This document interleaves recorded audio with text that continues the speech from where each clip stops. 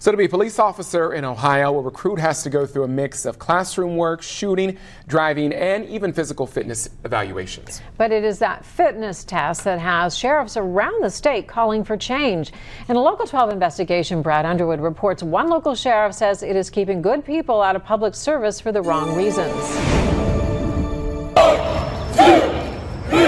In 2022, the Hamilton County Sheriff's Office sent 20 cadets to the State Peace Officer Training Academy, OPATA for short. 18 of them graduated. The other 2 were not even allowed to take the final exam because they failed the fitness test, a measurement of push-ups, sit-ups, and a 1.5 mile run. Frustrated that I went through all of this training and wasn't able to get any credit for it. Hamilton County Corrections Deputy Jocelyn Blevins did more push-ups and sit-ups than required. But during the run, shin splints kept him from making time. I actually kind of bared through the pain as much as possible. The second attempt, I was half a lap and did not finish as well. Despite high marks, A's in every other category, shin splints cost Blevins everything. Hamilton County Jail Sergeant Emily Vanderwright is in the same position after going through the academy in 2016 and 2017. The first week of October, I blew my knee out running at Butler Tech. Sergeant Vanderwright got a 4-month medical extension, but it wasn't enough after surgery and rehab. So, Vanderwright, the valedictorian of her class, fails out because she's too hurt to run. I don't know why one small portion of a almost year-long academy doesn't allow you to test and prove that you've sufficiently passed all the other portions of the academy. Hamilton County Sheriff Charmaine McGuffey appealed to OPATA in hopes of allowing Blevins and another deputy in last year's class to take the exam despite failed fitness tests. The other deputy failed because OPATA says he didn't lock elbows on 2 of his push-ups. I have 2 deputies right now whose careers are on the line. After repeated requests to OPATA and Ohio Attorney General Dave Yost, she even made it known she was coming to 2 recent OPATA board meetings, but both were eventually canceled. Now, speaking publicly about the problem, McGuffey has backup. I think the 2 and you're done standard is very strict. Pickaway County Sheriff Matthew Hafey was in the position of McGuffey's deputies years ago. He missed his first run by 3 seconds and had to repeat the academy. This is just something that holds back good quality people who would do a great job in law enforcement, become great deputies, great officers. After months of asking, begging for a chance for her deputies to take the exam, OPATA sent this letter approving a 3rd attempt for Blevins and the other deputy to complete the fitness assessment pending medical documentation. I didn't even know there was a 3rd option, and when I tried to get a 3rd option, I was told flat no. It wasn't until I went to the press that I actually got a memo that says, oh, well, maybe we can address a 3rd option. Local 12 asked Yost about the rules and the current situation of McGuffey's cadets. He says changes are now coming.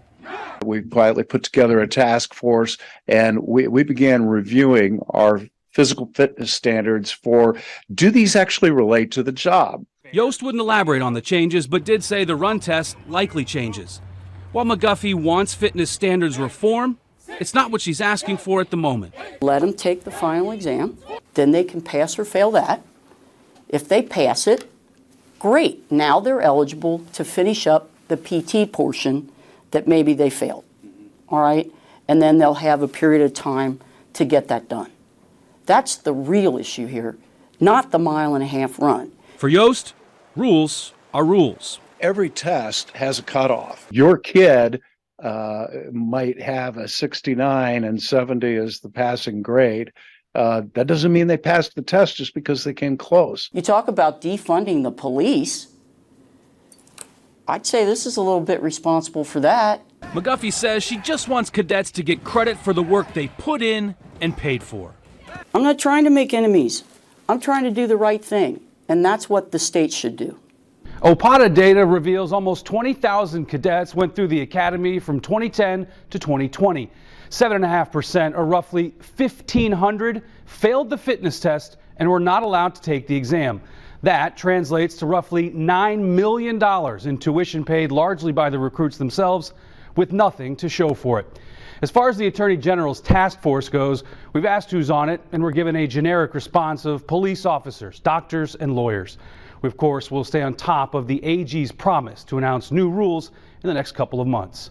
Brad Underwood, Local 12 News.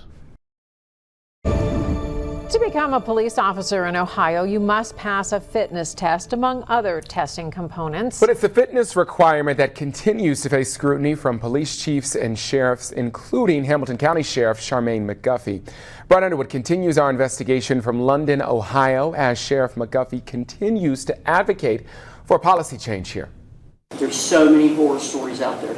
Horror stories Hamilton County Sheriff Charmaine McGuffey is trying to turn into stories of accomplishment. But still, she's not getting the answers she wants. I never in a million years as sheriff thought that I would be fighting the state. OPATA's Physical Fitness Subcommittee meeting is the direct result of McGuffey's plea for policy change.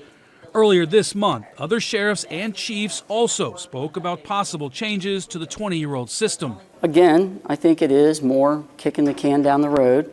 What they did here today at this meeting is layer it up with some more committees, some more surveys. Since the fall of 2021, a subject matter expert group has been researching and working on possible fitness test changes. The current model requires cadets to complete a timed number of push-ups, sit-ups, and a 1.5-mile run. All are age and sex variant. Today, 2 recommendations were made to adjust the current age and gender-based test models. All ages and gender would have to meet the same entry and graduation standards, which would need to be determined. And the second recommendation was to do a skills-based assessment. That assessment could include things an officer would do on the job, such as a body drag or jumping a fence. In attendance today, Hamilton Township Police Chief Scott Hughes. I like the fact that they were open to ideas and input from the folks that are actually out there doing this job every day and running these academies. Hughes says while he does not want to see standards lowered, he does believe there are other ways to test fitness abilities, like those recommended skills-based testing. Still capture the data we need to capture with respect to upper body strength and core strength and heart conditioning, but without doing the push-ups, the sit-ups, in that long run. At the core of her plea, McGuffey wants OPATA to allow 3 of her employees to take the final exam and earn credit for the work they did and paid for, despite not passing the fitness test. One size doesn't fit all in policing, and we're finding that out, aren't we? No changes were made today. In London, Brad Underwood, Local 12 News. McGuffey is on a mission to get more officers and deputies on Ohio's streets. The problem, McGuffey says, though, is unfair rules that prohibit cadets in the state's police academy from taking the state's final exam if they fail a fitness test. No test means no credit for hundreds of hours of training and thousands of dollars spent. Brad Underwood continues our investigation from London, Ohio. It's taken Hamilton County Sheriff Charmaine McGuffey months to get in front of the OPATA Training Commission, but today was the day. But after 3 hours of discussion, the fate of her deputies and the future of physical fitness standards are once again kicked down the road.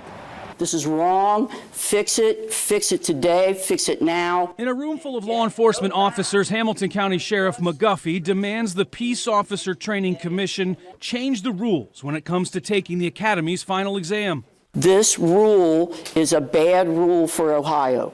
And I know it's a rule, and I'd like to request that it get changed today.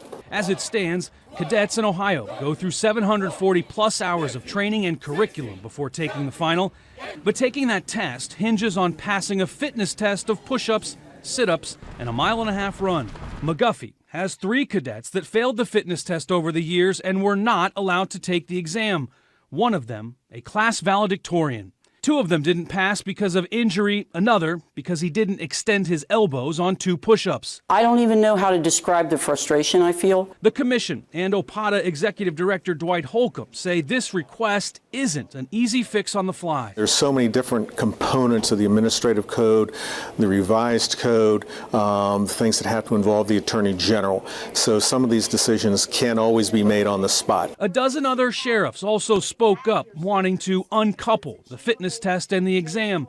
Many of them also wanting sweeping fitness standard changes. I cannot meet the fitness standard in my age bracket. I ask you to reflect upon that as a commission.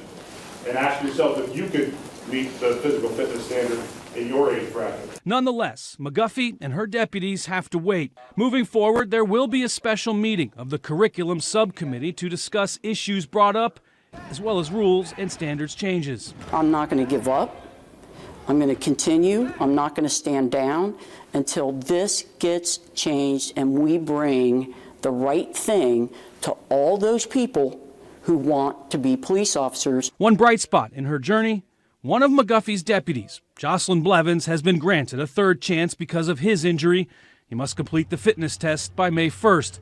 If he passes, he can take the final exam. In London, Brad Underwood, Local 12 News. The OPATA Training Commission says it did begin looking into fitness standard changes in 2019. Just last year, a task force was formed, and Attorney General Dave Yost tells Local 12 changes will be announced later this year. We will keep you updated.